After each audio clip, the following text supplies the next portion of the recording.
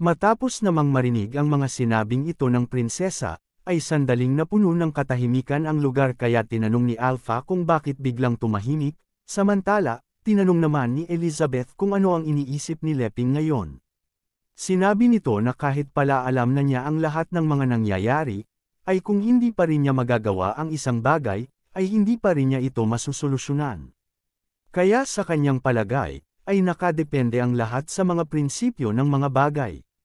Kaya pala ganoon, ay iniisip niya na dahil wala siyang magic power, ay wala rin siyang magagawa para tulungan ang mga taong ginamitan nila ng Dark Gear, at sa ganoon ding paraan, patuloy na makokontrol ang mga ito ng kanilang dark power.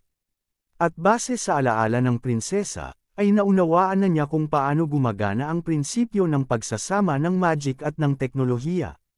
At dahil sa pagkaunawa ng lahat ng ito, ay sinabi niya na, base sa kanyang kaalaman, may kinalaman sa teknolohiya ang maaari lamang niyang mabuo. Sa kanyang interpretasyon nito, ay isang ordinaryong companion-type robot na katulad ng kanyang alagang aso na si Wangkai. Ang hindi niya alam, kahit na ang Monty niyang asong ito, ay mas malakas pa sa pinagsamang teknolohiya ng buong Aristotle. Dahil dito, ay labis siyang na-disappoint sa kanyang sarili dahil sa iniisip niya na wala siyang magawa may kinalaman sa kanilang problema. Nang marinig naman ito, ay nagsimulang maglabas ng kanyang kapangyarihan si Elizabeth at sinabi na dahil ganoon din ang kanyang naiisip, ay wala na siyang choice kundi ang kumilos bilang kapalit ni Leping. At kasunod nga nito, ay sa isang kilos ng kanyang kamay, ay lumabas mula sa katawan ng mga kasamahan ng prinsesa ang mga Dark Gear, at pagkatapos ay tuluyan ng bumagsak ang mga ito at nawala ng buhay. Sa pagkakita naman nito, ay nagsimulang magpanik ang prinsesa, tinatanong si Elizabeth kung ano ang kanyang ginagawa. Dahil bagamat hindi nga mabuti ang pinagmulan ng mga Dark Gears na ito, kung wala naman ito, ay hindi na mabubuhay ang kanyang mga kasamahan.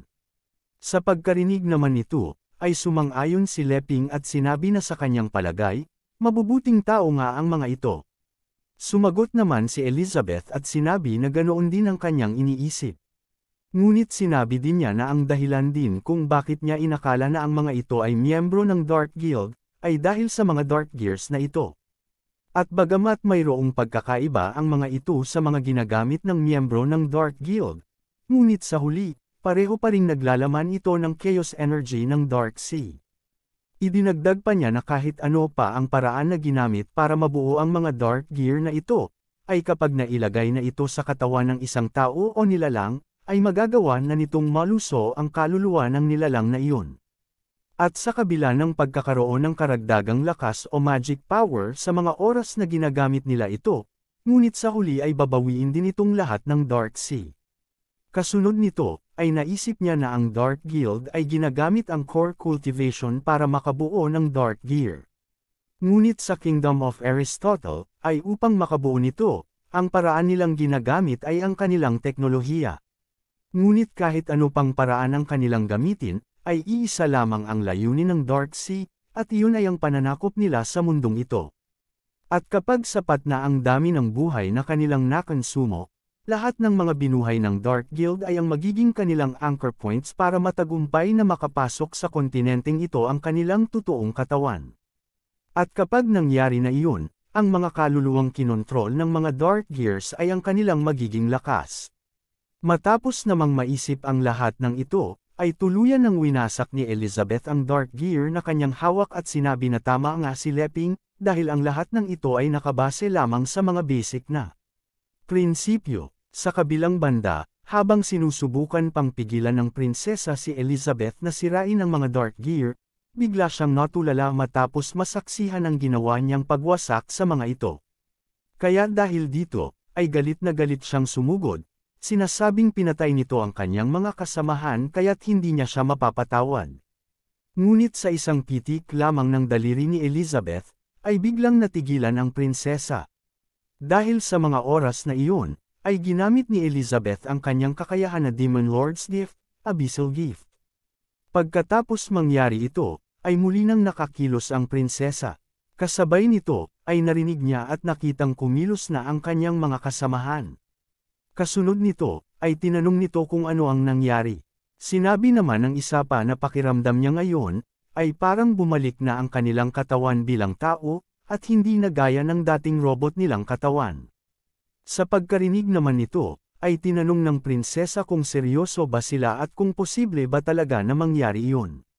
Kasunod nito, ay sinimulang pisil-pisili ng prinsesa ang mukha ng isa sa kanyang mga kasama, at matapos makumpirma na totoo nga ang sinasabi nito, ay lalo siyang napaiyak at sinabing totoo nga ang kanilang sinasabi.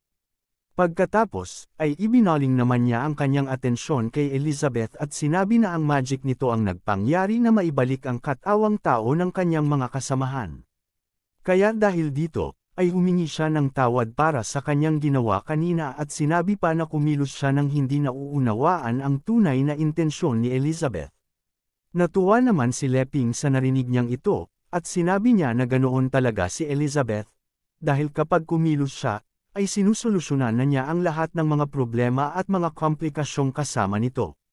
Hindi naman siya pinansin ni Elizabeth at nagsimula pang ang uminom ng kanyang tsaa.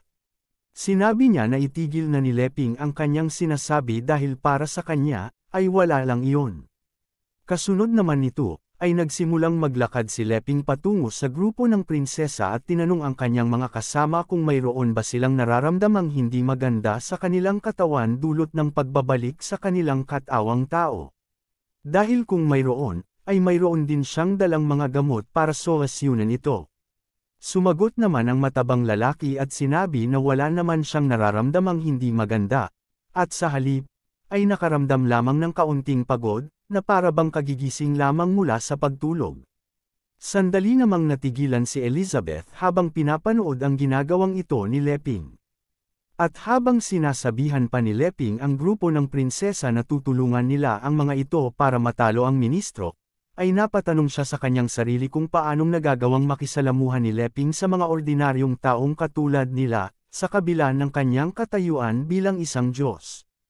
Sa kabilang banda, siya noong masakop niya ang kontinente, ay para bang nasanay na siya na tinitingnan ng mga ito bilang mga mababang nilalang, mga katulad ng mga taong ito, na para bang siya ay isang tao na hindi kailanman magiging kaibigan ang mga langgam.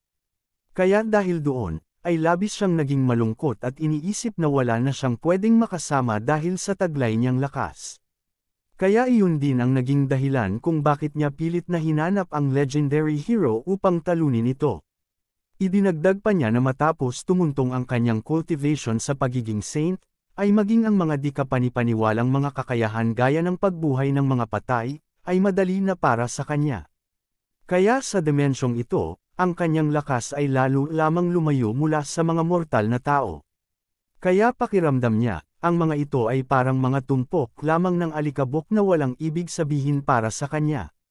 Ngunit ang paniniwala niyang ito ay unti-unting nagbabago matapos niyang makita ang liwanag ni Leping. Dahil sa kabila ng kanyang katayuan bilang isang tagapaglikha, at higit na mas malakas kaysa sa kanya, ay sinasabi pa rin nito na ang lahat ng nilalang ay magkakapantay lamang. At habang nangangatwiran pa nga siya sa kanyang sarili na malaking kalokohan lamang ang sinasabing ito ni Leping, ay napansin niya na nagtungo na ito sa mga mortal na tao. Kaya napatanong siya sa kanyang sarili kung bakit, sa taglay niyang estado ngayon, ay ginagawa pa niya ang lahat ng ito. Sinabi pa nga niya na dapat ay hindi na siya naaawa sa mga nilalang na katulad nila. Kaya dahil dito, ay lalo pa siyang naguluhan at tinanong kung bakit ang isang nilalang na katulad niya ay nagagawa pang bumaba sa level ng mga mortal na ito at matigang sinasagot ang kanilang mga walang kwentang katanungan. Kaya tinanong niya kung ano ba talaga ang dahilan kung bakit ginagawa itong lahat ni Leping. Ngunit kalaunan, ay sinabi niya sa kanyang sarili na nagkamali siya. Dahil hindi ito ang pagpapakita ng isang malakas na nilalang ng awa sa mga mahihina. Dahil ang paraan ng pagtingin niya sa mga ito ay para bang nilalagay niya ang kanyang sarili sa katayuan ng mga mahihinang nilalang na katulad nila para maobserbahan ang kanilang pinagdadaanan. Kaya sinabi niya sa kanyang sarili na ito marahil ang isang bagay na hindi niya pinapansin noon. Dahil ang kanyang kapangyarihan ay palaging ginagamit niya sa pananakop at pagpapakita ng kanyang lakas upang durugan ang lahat ng humaharang sa kanya. At kailanman ay hindi niya naisip na ang pagpapakita ng ganitong level ng pagpapakababa sa sarili at paglalagay sa sarili sa kanilang kalagayan ay isa ring paraan para maobserbahan ang pinagmulan ng buhay, at maabot ang pagiging isang tagapaglikha, na katulad ni Leping.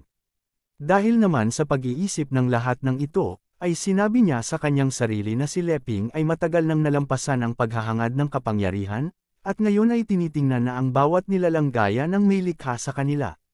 Sa pagkaunawa naman ng lahat ng ito, ay muling umangat ang cultivation ni Elizabeth at umabot na ngayon sa pagiging isang saint na may 2-star level. Kasunod nito, ay napangiti siya at sinabi na, upang magkaroon ng relasyon sa kanya, ay nagawa ni Leping na pababain ang kanyang sarili at iwan ang kanyang katayuan bilang isang creator, upang unti-unting ipakita sa kanya ang lahat ng mayroon sa universe. Sa gayon, ay maipakita niya at maunawaan din niya ang mundo at ang mga nakikita ni Leping, at iyon ay ang paraan niya ng pagpapakita ng pagmamahal niya para sa kanya. Gitling gitling gitling. Dito na po nagtatapos ang pinakabagong chapter. Kung nagustuhan ninyo ang episode na ito, paki-comment naman ng heart at paki-like na rin, malaking tulong na yan para sa channel. At kung nagawa na ninyo, maraming salamat sa inyong suporta. Hanggang sa susunod na episode.